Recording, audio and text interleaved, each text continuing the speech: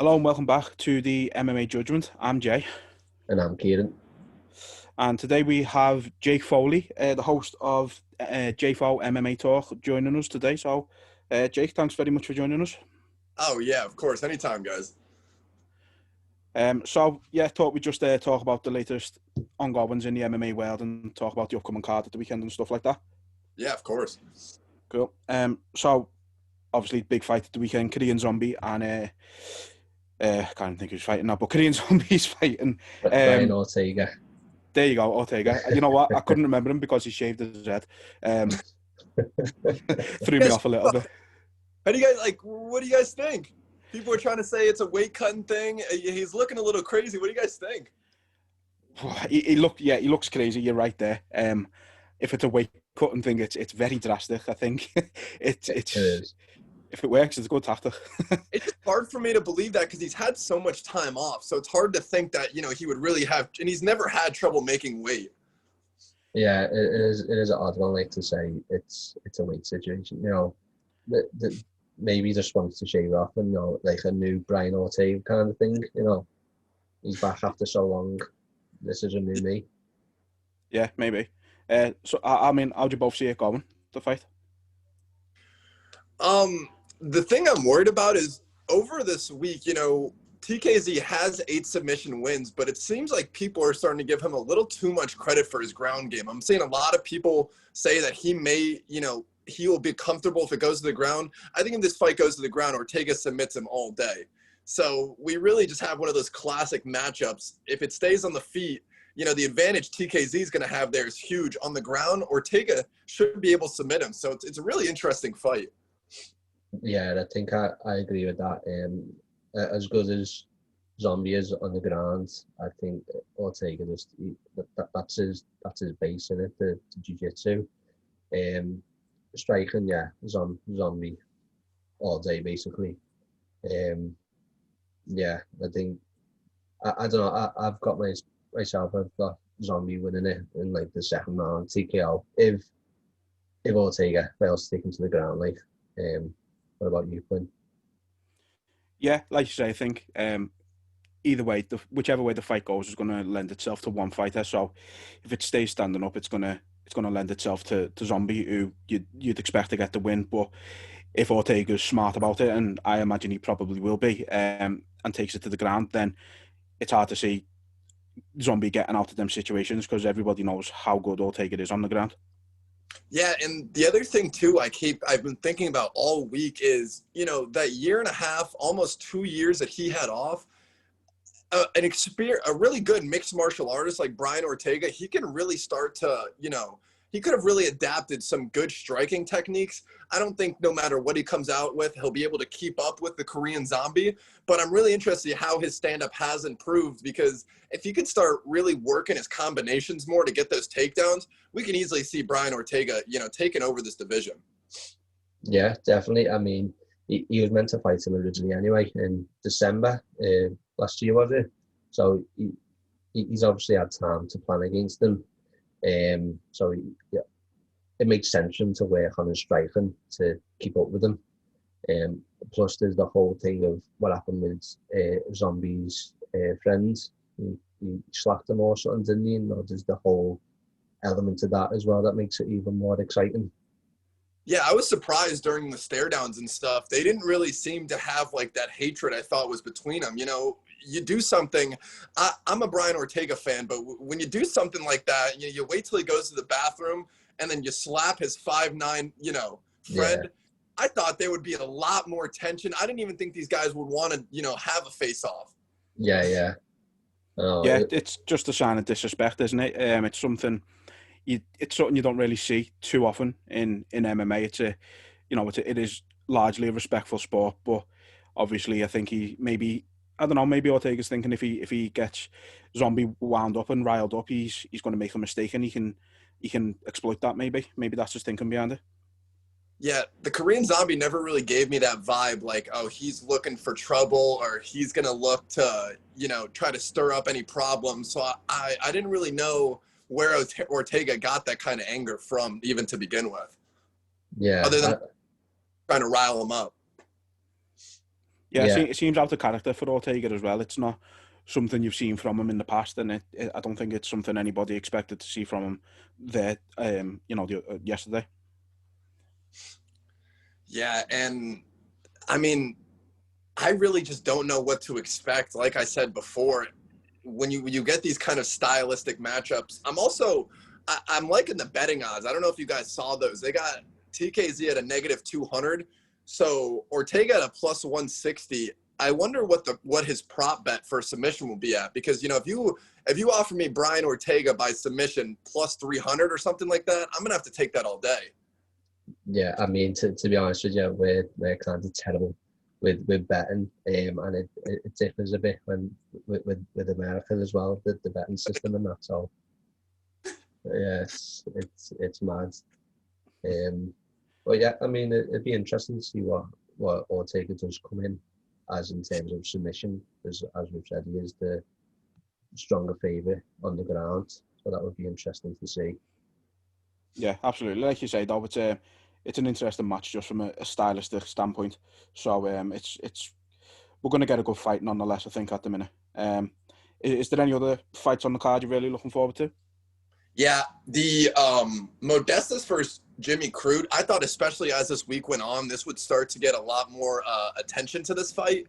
But before Modestas came into the UFC, Jimmy Crute was that guy. He's going to be the next big 205er. He continues to get good wins. He's looking better and better every fight, and he's young. And the 205 now with John Jones out, it's a wide open division. But then Modestas comes in, and Modestas looks to me like one of the most dangerous 205ers. A lot of people don't know his name yet, but you're talking about a world champion kickboxer. He had the light heavyweight title in Cage Warriors, which is a promotion I have a lot of respect for. This guy has all of the talent in the world, and just another stylistic matchup between him and Jimmy Crute that I don't know how it'll go, but whoever wins is going to come out looking like, the next big star in the 205. Yeah, no, it's certainly got a lot to look forward to, that fight. Like you say, with Jones no longer in the division, it widens it straight away. Especially with Jan as the champion now. So I think, like you say, whoever comes out on top there you've got to be looking at them maybe not the next contender, but certainly not far away from the conversation. Oh yeah. I mean, with this card, like I done like a prediction thing, and it took me hours to try and predict, especially this one, the Modestas, for I believe he's unbeaten in a couple of fights, isn't he?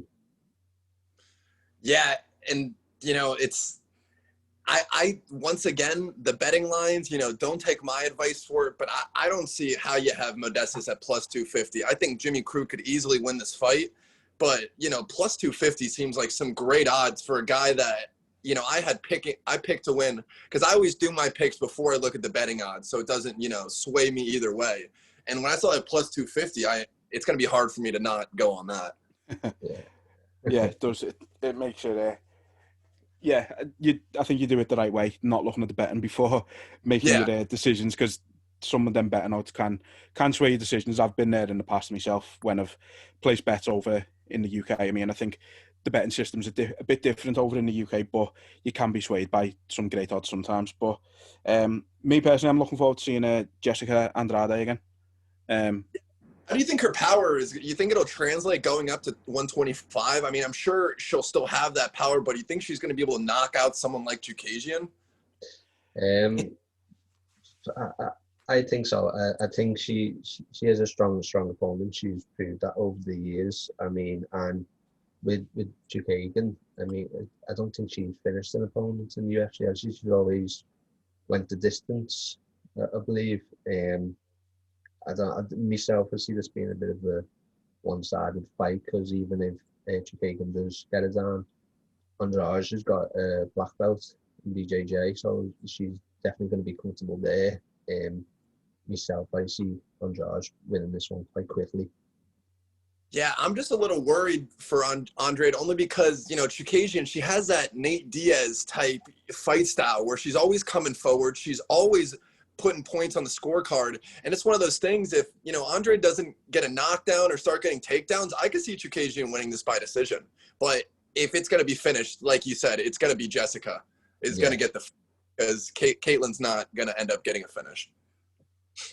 No, it looks unlikely that, like you say, Caitlin would get the finish. But again, I think it'd be a good matchup. Like you say, interesting to see how Jessica fares moving up a weight class.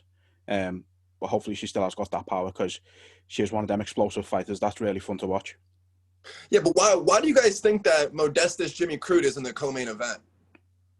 Because I don't think, I mean, I guess, you know, you got Caitlin and Jessica, the winner will be in the title like contest, but we all know how the women's division works. Are either of these guys going to beat the champ? I don't think so. I really think Modestas Jimmy Crute had a lot more on the line and should have been bumped up to co-main event.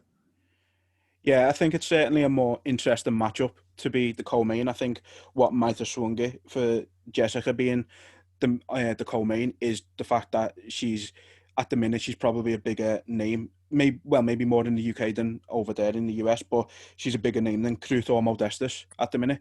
So maybe that is a factor.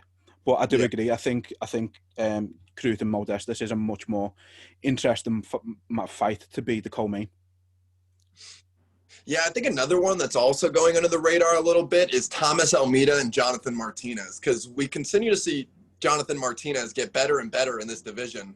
And, you know, a guy like Thomas Almeida coming back after, what's it been, 2 years now? 2 years, yeah. I don't really know what to expect, because before he left, he seemed, you know, lost a couple fights, but he seemed like he just continued to get better and better, and we didn't really know how high his ceiling it was going to be. Yeah, I think with this card, because there's a lot of attention on Ortega and Zombie, a lot of the other fights are quite going under the radar, and it is a good card from top to bottom. But yeah, with Almeida, he does look good. He has been improving. I mean, you've seen he's capable of knocking people out. You know, his last fight, he lost. And he has been out for a while. I think come back. I think he'll do well. That is another good matchup.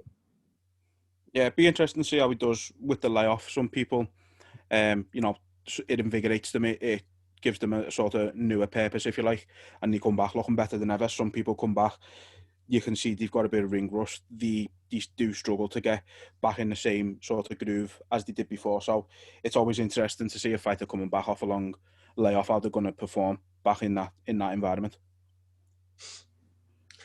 Yeah, and there's always, you know, that possibility that he could come back better, because, you know, all that time off, I'm sure he was training the whole time, getting better every day. The only problem is, kind of like you said, like, it's a big mental thing to step back into the octagon after, you know, taking that long off and just getting back in, you know, that mindset to fight. Yeah, absolutely. I mean, he can be training all the time, but there's no training like being actually in the fight. So it's one of them. It'd be interesting, as I say, it'd be interesting to see how he does fare. But hopefully, you know, like you say, he did lose his last 2 fights, but he was looking good, even in defeat. And I think if he can get sort of past that level and maybe break that ceiling that everybody knows he's got, again, you've got a big player in the division. Yeah, and obviously he didn't take the 2 losses that well because he took so long off. But the reason I say looking better, because before those 2 losses, he was, Almeida was 21-1 or 21 you know, something crazy like that. And yeah. I think that loss is something that can help out a guy like him, because you realize how you can be beaten, and mentally you realize I got to work harder because I am beatable. You know, you start to get too many wins in a row. It looks great and it's great for the fans, but it's a mental thing where you feel like you're untouchable. And then eventually you get knocked out, you get finished, and it had to have hit him hard. Yeah, like you say, if you string them win after win together, you can get a bit lazy. You can switch off. I think probably the biggest example of that is probably Anderson Silva. When Chris Weidman beat him, he was untouchable, and he was being the same old Anderson Silva that he always was, and it backfired, and he got caught, and he's never really been the same. Well, not necessarily since that one, obviously, when he broke his leg, but we've never got back to that same Anderson Silva. Yeah. I mean, it could be some people might not like this, but it could be the same with Khabib. You know? He's undefeated, you know. So. Yeah, did not really him. I think it's going to be a massive thing when if Khabib ever does get beat, it's going to be enormous.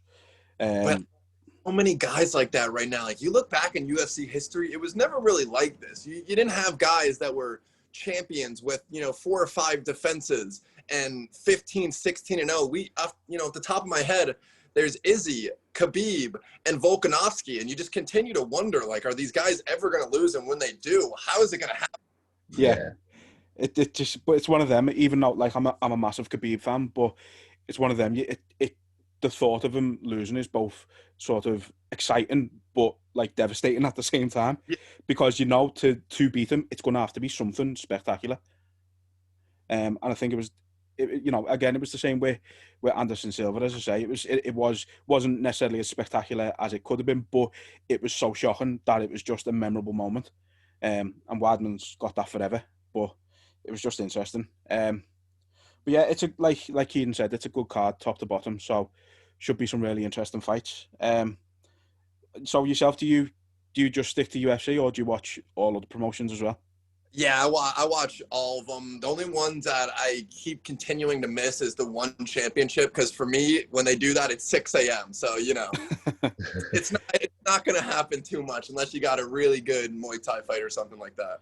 Yeah, well, that's it. We're mainly UFC ourselves, but we're trying to broaden what we watch. So we're sort of branching out. We're going to start watching one. We've started watching some of the smaller promotions on Fight Pass and stuff like that. So it's been interesting since we've started. We're obviously still brand new at this, but it's been so interesting seeing so many new and interesting fighters, and it's been great. We've enjoyed it. Yeah, because the problem was before is that I've always watched all mixed martial arts promotions. It's just I wouldn't talk about them as much because people say they want all mixed martial arts news, and then you start talking about some of the lower promotions, what's going on, and no one cares. No one wants to hear. But especially this year with the UFC getting the ESPN contract, and we're seeing mixed martial arts explode. It seems every day I'm seeing another new commercial for mixed martial arts. And these lower promotions are starting to put on really good fights. And it really is the guys you are going to see at the UFC. So it's good to see them now. So when they come in, I don't have to knock out, 2 hours of research and film to figure out what I'm supposed to expect. Yeah, it makes life easier all around, doesn't it? Yeah. So, I mean, there's been some big MMA. Well, I suppose there's always something big happening in the MMA world, but me and Keaton were talking about it a little earlier. Some of the possible fights that are looking to be made. So we've got an unofficial date for McGregor and Dustin, which I think was it January 24th. You said, Keaton? January 23rd, I think, and he wants to do it in Texas. I think Connor was saying. When that'll happen or not, we're not too sure because we don't know how this, whole thing's going to pan out. But what do you think of that? The rematch? How do you see that going?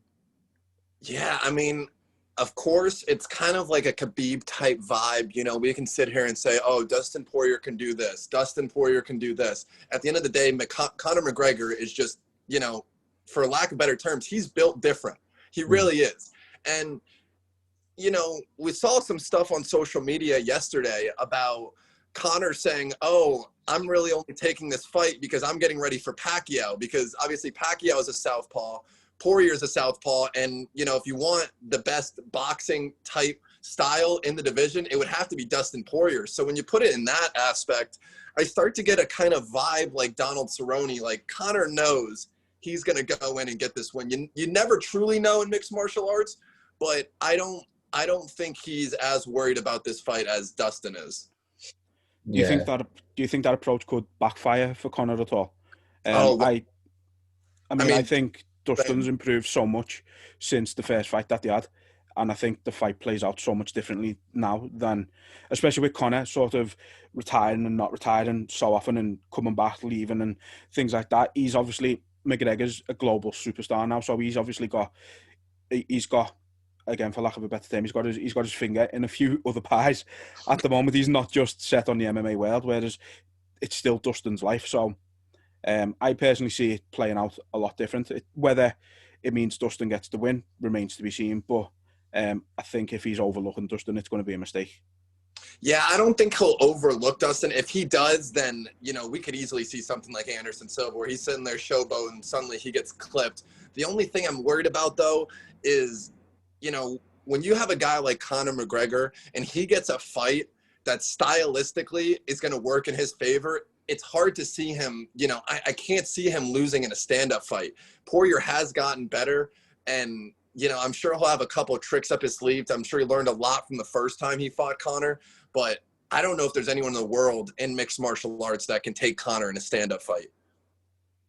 I think that argument can definitely be made. I mean, he's one of the most superior strikers in the UFC. Like that can't be argued with.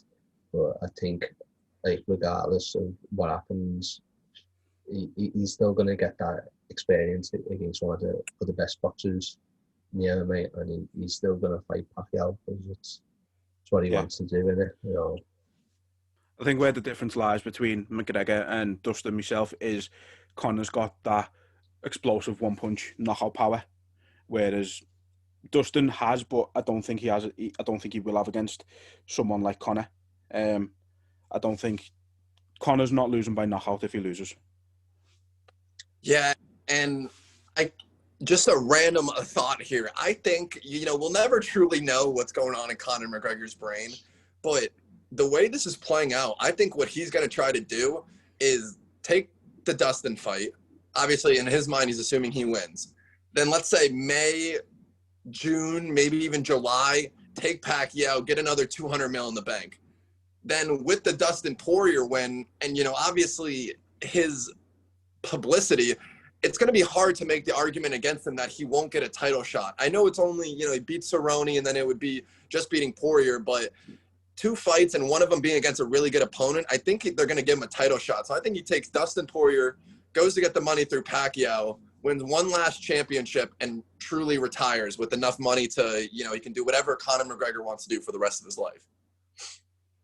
Yeah, I wouldn't be surprised if that's how he's looking at it in his own head. The one thing you can't knock about Conor McGregor is the confidence in his own ability, which it's something you need as a fighter. And he's got bucket loads of it. He's got enough for the rest of the UFC put together, I think. But we're not big fans of Conor McGregor ourselves, but you can't deny his ability in the octagon. He's phenomenal, and he is fun to watch. So if the fight does happen, I'm sure we'll all be looking forward to seeing how that plays out. Yeah, the thing that also interested me too was that in the last time Dana was asked, I think it was 2 days ago, in one of the Fight Island media days, he threw in there like a little line that, something about getting back to ESPN, and that confused me. I would really hope they wouldn't use Conor McGregor for an ESPN card unless they truly see, you know, this one card on ESPN taking mixed martial arts in the UFC to the next level. I was confused by it. I was like, what do you mean you got to talk to ESPN? That I could never see Conor McGregor on a fight night card. No, me neither. I think, and the other thing I don't see is Conor McGregor coming back before the fans are back. Conor McGregor in front of no fans doesn't have the same appeal as Conor McGregor with the fans. He plays off the fans. He needs to feed off the fans' energy. Yeah. And obviously without that, I don't think he'll want to come back at that point. Yeah, and I think that's why he wants to do it in Texas, because you got the big Cowboy Stadium. Texas right now, they're allowed to have 50% capacity in the stadium. And, you know, it's the only place where you can have a capacity and not have shitty judging, because the only other one I can think of off the top of my head that will allow a good amount of capacity right now is Florida. And we've seen in the past, you do not want to go to a decision in Florida. No. So Houston makes the most sense for the fight. In, you know, a big stadium like the Cowboy Stadium, it has Conor McGregor fight written all over it. Yeah, it makes sense in that respect then, I suppose. Obviously, moving away a bit from Conor, we have had the confirmed fighter Petr Yan and Aljamain Sterling. Yeah, and I continue to wonder why, you know, at first it became like a little bit of like a trend. Oh, Sterling's not getting his chance. Oh, but he needs to get his shot. But why exactly was that? Because I'm still trying to figure out. I find it so weird how we had to wait till after the Marlon Moraes fight, because now I think, you know, obviously Sandhagen got the finish, but if Moraes would have finished Sandhagen, were they going to give Moraes the title shot? That was what worried me, because notice how, Sterling deserved this title shot months ago. And now suddenly, the day after the Moraes fight, it's official. I don't get what the UFC has against Aljamain Sterling. Yeah, I mean, I think Santiago actually saying he deserves it, because it probably was eyeing up Moraes and Santiago as, whoever wins gets the title shot. The fact that Santiago says he needs to have that shot first, and then I'll fight the winner, or bring in the other fella, TJ Dillashaw, to the picture, and I'll fight him, but he is deserving of it, and I think it's going down in December, innit? So they're being back and forth on Twitter as well. Seems that's a big thing now, innit? Going back and forth. That's how you make fights in 2020, isn't it? Over Twitter. Yeah. But again, I mean, I think. So how do you see that one going? Do you think Sterling comes out with the belt, or do you think? I think Sterling does come out with the belt, but I think it's going to be a really close fight. I mean, we saw when Peter Yan got the belt, a lot of people were trying to give him that label of, the belt holder. He's not he's not the champion. He's the belt holder. And I never saw it like that. A lot of people said that because he's never fought someone in the top 5. And I see where that can be a little bit of a concern. But at the same time, he's got some of the best boxing in the UFC. I mean, the way he throws his combinations, and he's so patient, he sets up his shot, he has legit power in the division. I think it's going to be really hard for Sterling to take it from Jan. With that being said, I think he does get it, and he's going to have to use a lot more of his wrestling. That's the only thing I can really think of why the UFC didn't want to give him his title shot. Maybe they don't think Sterling, when he uses wrestling, it's not an exciting fight style compared to Peter Yan, who will knock out anybody. Yeah. So, but if that wrestling gets going, Peter Yan's going to have a serious problem. Yeah, I mean, Jan, even though he's not had any top 5 opponents, he still beat quite big names on it. He had favourites in the, favourite regardless of what point he was at in his career. He's still a big name. But yeah, I think Sterling, he does need to use his wrestling. I think Jan, he's too good in stand-up. He's too dangerous, to be honest with you. I think it's that kind of stylistic fight again, wrestler versus striker, who gets to the mark first. And, it'd be interesting to see how it goes down. Yeah, and definitely. I do definitely think that Peter Yan's takedown defense is a little underrated, but at the same time, Aljamain Sterling is not a normal wrestler. He's got that freestyle wrestling style that's almost unpredictable. And when you're so good at wrestling in that kind of aspect, I mean, it's hard to prepare for that. I see, like I said, I think Sterling's going to be able to use his wrestling a lot more than we've seen in the past, really hold down Peter Yan, because if it goes to a stand-up, like we said already, Jan could put him away at any point. Yeah. I think Jan, he's so clinical, he's so precise with what he throws. I think Sterling has got to use his wrestling. He's not going to get any joy if he doesn't. But like you say, he's got that freestyle wrestling where I think it's so, his wrestling is so at such an elite level where you can prepare for it as much as you want. But I think it's a case of, if Sterling wants to take you down, he's going to take you down eventually. Yeah, and I need to go back and watch some of Peter Yan's fights, because I don't really know off the top of my head if he's ever been put in a really bad spot in submission. But I think that's a great, possibility too. We just saw in the last fight, Sandhagen is not an easy guy to finish in any aspect. And the way that Sterling uses wrestling to set up that, that submission and put him away in the first minute or so, I think that could be another thing that really evolves in Aljamain Sterling over his career. Yeah, definitely. Yeah, absolutely. What did I want? So, one thing I want to speak about was Paul Chimaev. He's having trouble finding fights. He's literally shouting out every fighter they can. I mean, I've only got a few names down. He's got Darren Till, Magny, Nate Diaz, Nick Diaz, Wyman. I mean, when he gets the fights, who would you like to see him go against? I would really like to see that Neil Magny fight. I think that's somebody that offers him a legit, a legit competition no matter where this fight goes. We've seen his past opponents so far that they're really only good one type of way, and then Chimaev just exposes that other and shows that he has really good talent no matter where he goes. The only thing about Chimaev, though, is I feel like he's starting to get he's giving me this weird vibe where at first, all the call outs and stuff, I was liking it. I was like, let's get, this is what UFC is about. If you want to fight, you're here to fight. Let's get fights together. Yeah. But then it's like the guys he's starting to call out and insult, it really seems like he's not down to fight everybody, because I don't know if the other guy would be down, but why isn't he called out somebody like Geoff Neal, who is a legit threat to anybody? He's calling out these guys where I can already see where he's going to beat them. Darren Till, wrestle him down, choke him out. Neil Magny, there's not much there other than the fact that Chimaev's just younger and more fresh. That's why I think it's a good fight, But the other ones, Nate Diaz, I can see him easily winning those fights. He needs to really step out of his comfort zone. And I understand, no one's coming out from underneath their hidden rock to call him out right now, because it doesn't make too much sense for many people. But yeah, I think that he's trying to get this reputation of, I'll fight anybody anywhere, but he's not calling out some of the best guys in the division that would possibly, they need a fight. He's calling out these guys that have a decent name. So it's more of, I'm going to beat them. I can see why I'm going to beat them, and then I can use their name value to make Chimaev a bigger name.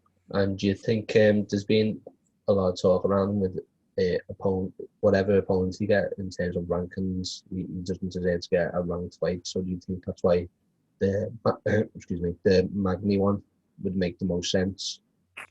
Yeah, I think the Magny one makes the most sense. I mean, you can say that the ranked fighters are hiding and stuff, as a lot of people have, but the problem is that look at it from their perspective. They've won so many hard fights to get this ranked number, and now you want them to fight someone that's unranked so his legacy can be built.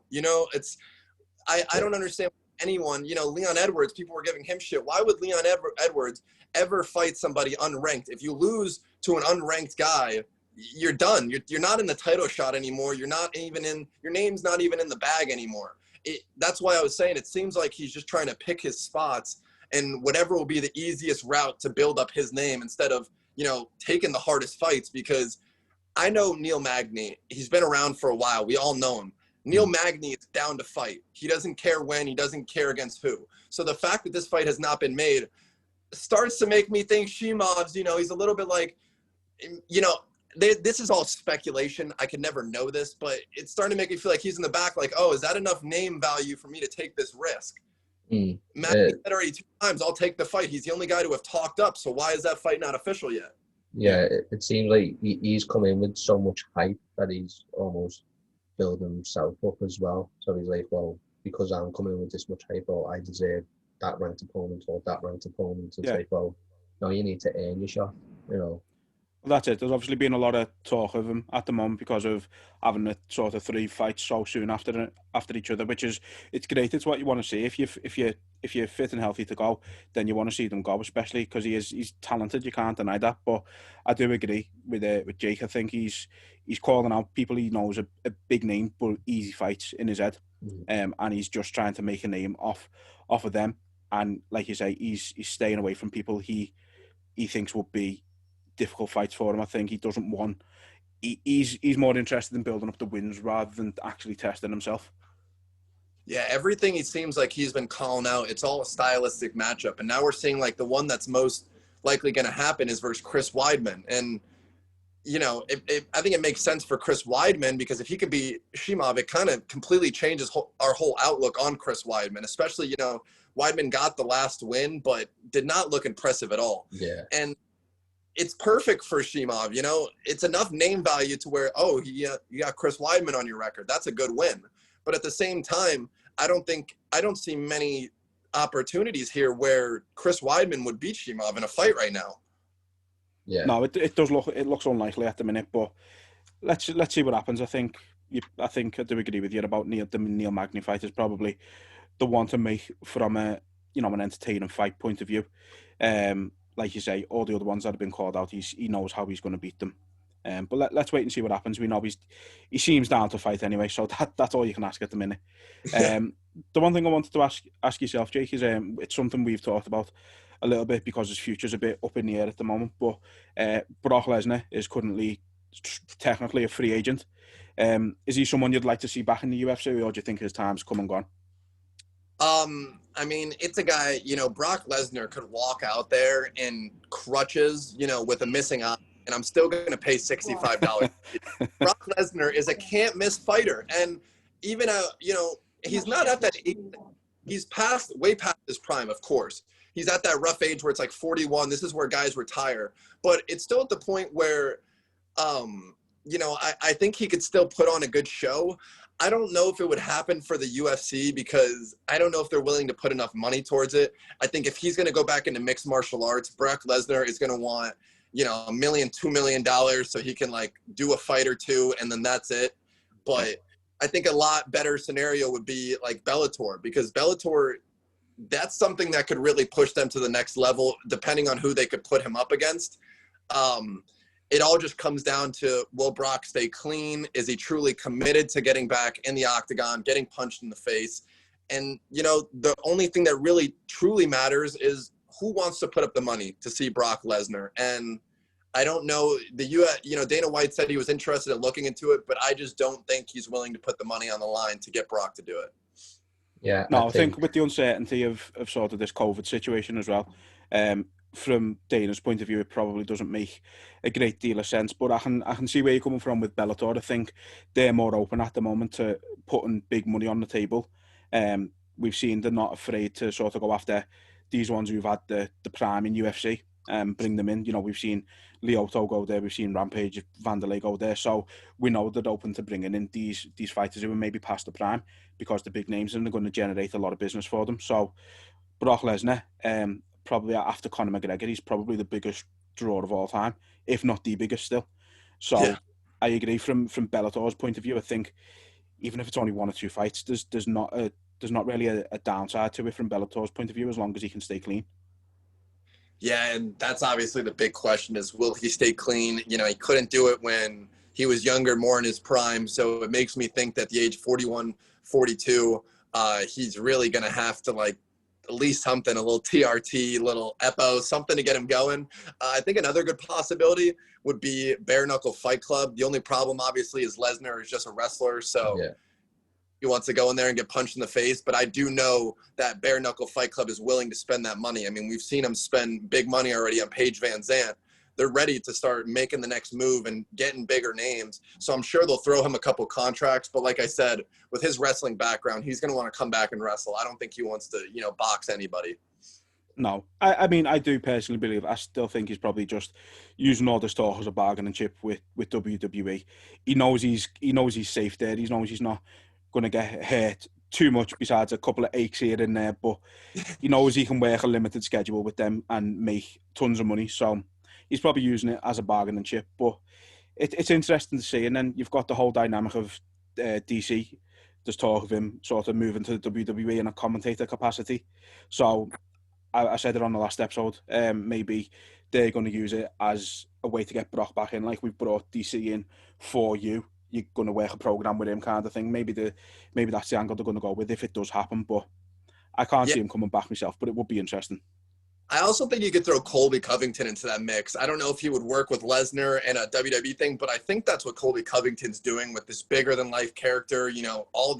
He's always done these antics, but recently his last two fights, take it to another level. I think he's building this bigger than life character so he can do another fight or two. He's going to get his Usman rematch. And after that, if he wins or loses, I think he just goes to the WWE. I mean, he's got the wrestling background for it. He's already got a character. And it's different than we've seen Cain Velasquez and Ronda Rousey go to the WWE, and it didn't really work out because they didn't have a great wrestling background and their true personalities weren't as big. But Colby Covington meets all those boxes. So if we see DC go to WWE, I would be on the lookout for Colby to go there too. Yeah, it wouldn't surprise me, and he's got a bit of history in that world as well. He was with TNA for a little bit when American Top Team were doing an angle with Bobby Lashley there, so he's got a bit of experience in that world. So it would be a perfect transition for him. Like I say, I don't think Ronda and Kane weren't the larger than life personalities that you need to be in WWE. They were just but they're just phenomenal athletes instead. And it's hard to make your mark just as an athlete in WWE. You've got to be a personality as well, and they weren't really. Yeah, and you really also, like I said before, the personality is number one, but you also really have to be able to wrestle. You got to be able to put on a show with no mistakes. And, Cain Velasquez and Ronda Rousey, when they made their, WWE runs, it did not seem like they were made for it. They weren't putting on great shows. They were just kind of walking out, and then everybody would freak out because, it's Ronda Rousey or it's Cain Velasquez. And you can only use your past MMA reputation for so long in the WWE. Yeah, I think both of them, well, obviously Kane's did turn out to be a one-shot deal with WWE, but I think Ronda's probably would have worked better as like a 1 or 2 shot deal as well. Get that wow factor of her coming in, and then she goes off into the sunset again. I think having it as a full-time performer didn't help, and the fans, I think, started turning on her in WWE for that reason. Yeah, I mean, we even saw the more and more we see of Ronda Rousey's personality. No offense to her, but she is not the coolest person. She's kind of a shithead, and we saw that in the WWE. She just they kept bringing her on more and more, and her personality kept coming out. And then everyone, the fans were like, "All right, well, let's look past this UFC championship. This girl kind of sucks," and It didn't work out for him. No, yeah. But as you can tell. I'm not into the WWE as much.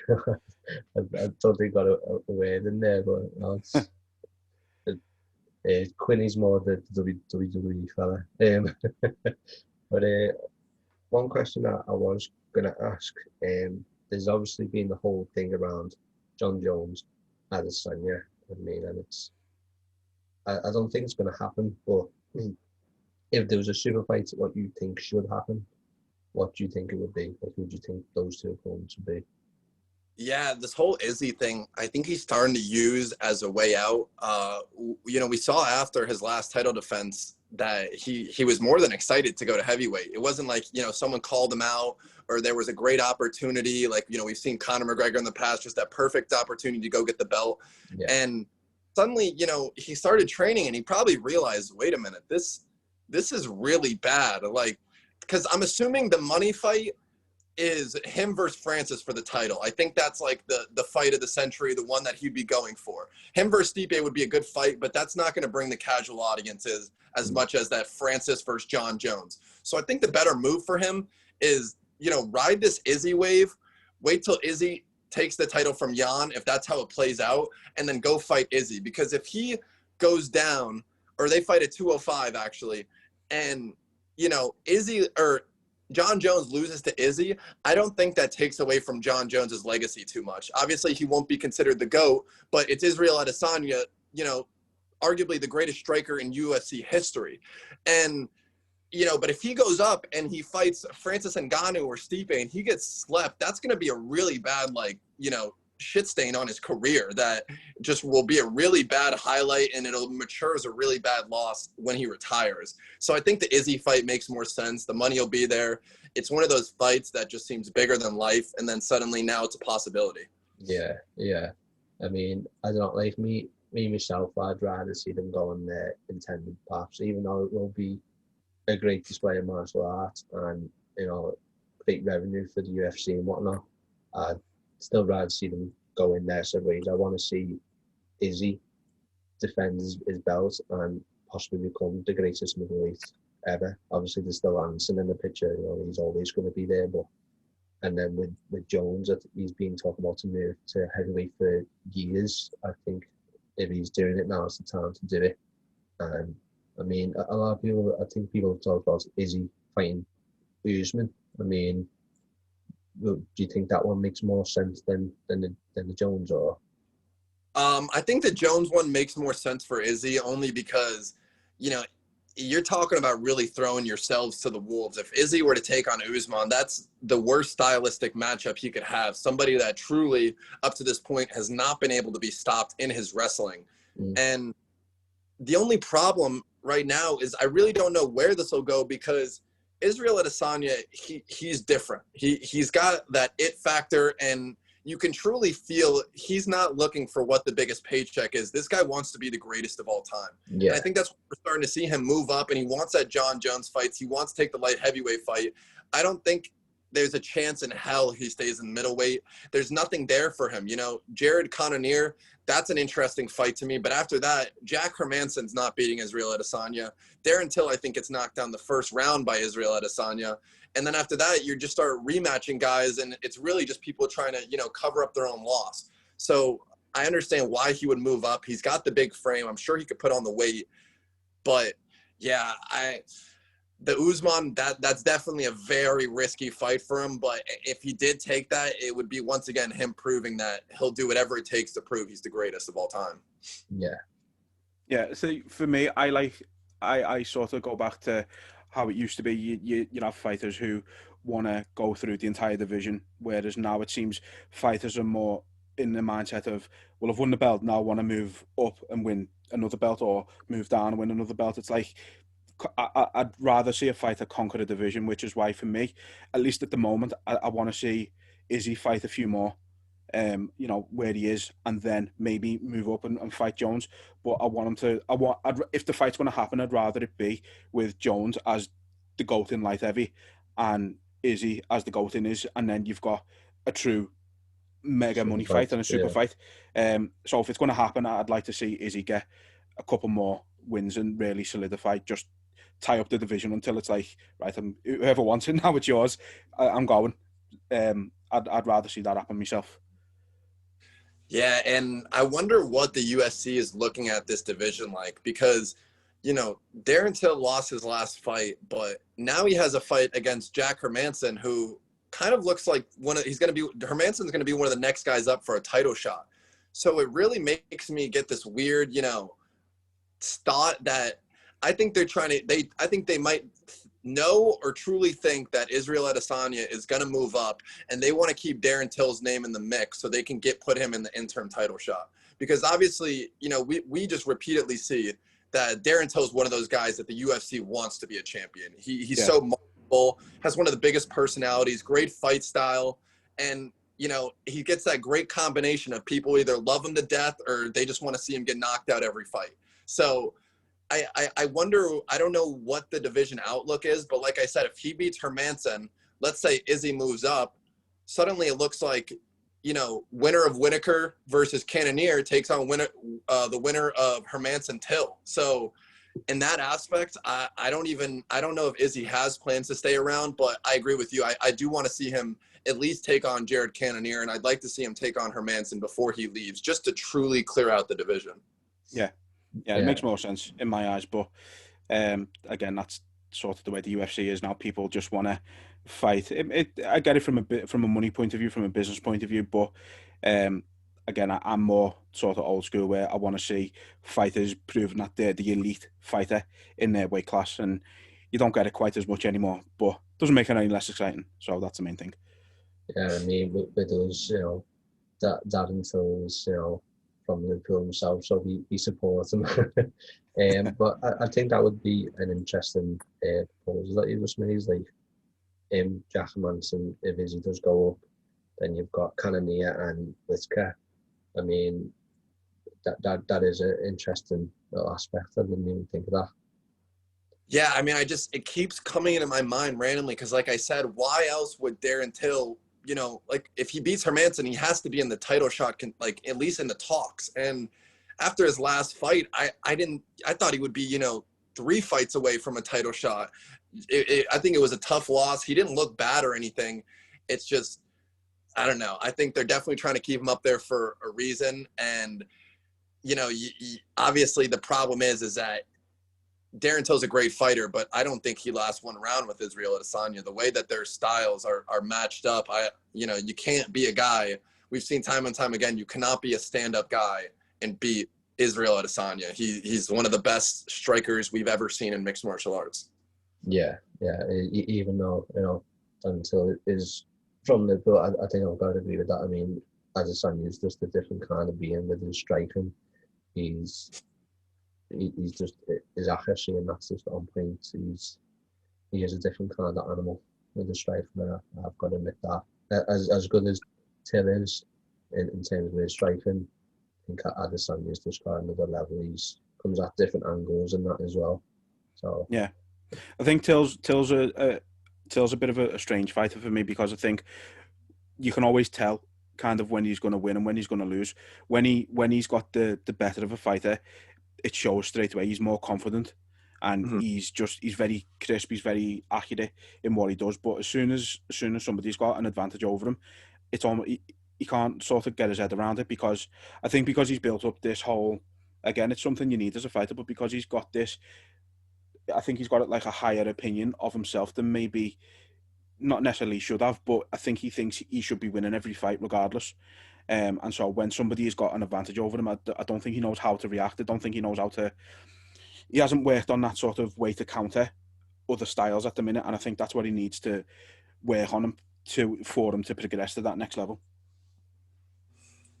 Yeah, I mean, just with Israel Adesanya, we continue to see this, you know, the flyweight division just now coming back. But when a champion is just so dominant, it just holds up the whole division. And then you get to a point where, you know, this guy's ranked 1 to 8, he's already beat. And you don't know what to do now. So I think there's so many possibilities in this division, but it all depends on Israel Adesanya. If he stays there, he's just going to keep picking and choosing, picking them off. If he moves up, I don't know what could happen in this division. There's so many different possibilities.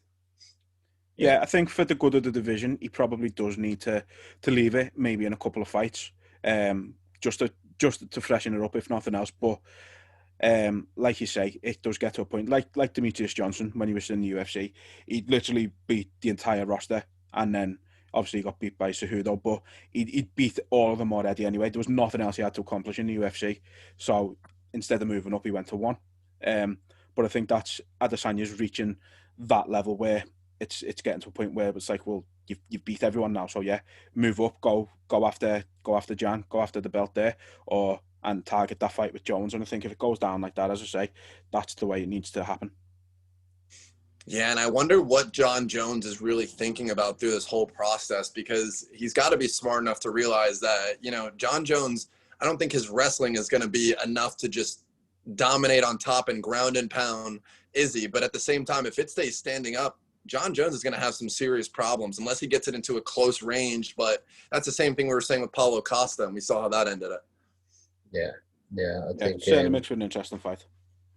Yeah, it does. I think with Jon Jones and Adesanya, it's like Jones has got the most superior wrestling. I think that's where Adesanya would have trouble. I don't think he's established his wrestling as much. Yeah, I mean, and I think that's always something you want to do when you become known as like a great striker. You want to work on, you know, your wrestling in case someone tries to, you know, take you down and stuff. I think that's where he'd struggle, but like close quarters, stand up. Adesanya has it, I mean, maybe against the cage. Jones has it because he'd be bigger and he'll have his elbows. He's got them dangerous elbows on the cage. But yeah, if it happens, you know, it'll definitely bring a lot of eyes to the UFC and MMA and everything. Definitely. So I think, I mean, unless you had any more questions, Caden, or you, Jake, I don't know if there's anything else we need to cover. Oh no, I think we pretty much got all of it. We got the week's topics out and everything, the cards and more. So it was a pretty good interview. It's been great having you. Love your energy. I really appreciate it. I'd love to have you guys come on my podcast at some point. If you guys ever want me back, I'd love to come back on. Yeah, definitely. We'll definitely do it again. Yeah, it's been brilliant. Peace out. Hope everything goes well with you guys. Take it easy. Man, have a good one. Cheers. Yeah.